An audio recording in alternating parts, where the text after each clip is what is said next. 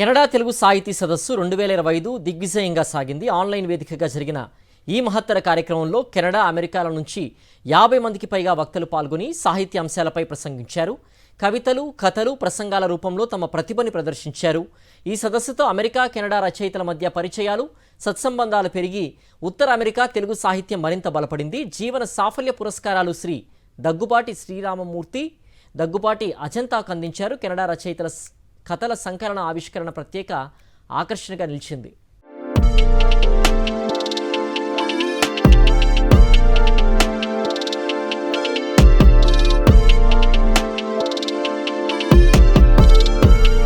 Canada Telugu సాహితీ సదస్సు 2025కి విశేష స్పందన వచ్చింది.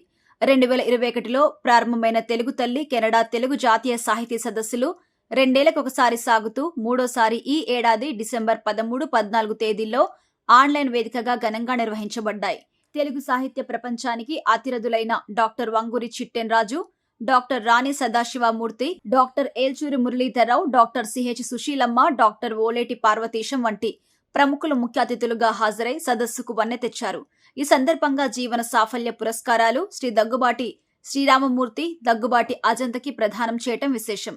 2 రోజుల పాటు జరిగిన ఈ సాహితీ మహోత్సవంలో కెనడా, అమెరికా దేశాల నుంచి 50 మందికి పైగా వక్తలు పాల్గొని కథ, కవిత, విమర్శ, పరిశోధన వంటి విభిన్న సాహిత్యాంశాలపై లోతైన ప్రసంగాలు చేశారు. 100 పుస్తకాలు చదివినంత విజ్ఞానం లభించింది అంటూ వీక్షకులు తమ ఆనందం వ్యక్తం చేయటం సదస్సు విజయానికి నిదర్శనం. ఈ వేదికపై కెనడా రచయితలు అందించిన కథల సంకలనాన్ని ఆవిష్కరించడం ప్రత్యేక ఆకర్షణగా నిలిచింది. కెనడా జీవన విధానాన్ని, డయాస్పోరా అనుభవాలను ప్రపంచానికి పరిచయం చేసే మరిన్ని కథా సంకలనాలు వెలువడాలని ముఖ్య అతిథులు ఆకాంక్షించారు. తెలుగు తల్లి కెనడా సంస్థ సదస్సులతోనే కాకుండా ప్రతి నెల తెలుగు తల్లి వెబ్ మాసపత్రిక పిల్లల సృజనాత్మక రచయితలతో గడుగ్గాయి పిల్లల మాసపత్రికను నిర్వహిస్తూ తెలుగు భాషా సాహిత్య సేవలో ముందుండడం గమనార్హం. స్థానిక రచయితల కథల పుస్తకాలు, శతకాలు, సదస్సుల విశేష జ్ఞాపికలను తెలుగు తల్లి కెనడా నిరంతరం ప్రచురిస్తూ విదేశాల్లోనూ తెలుగు సాహిత్య దీపం వెలిగిస్తోంది.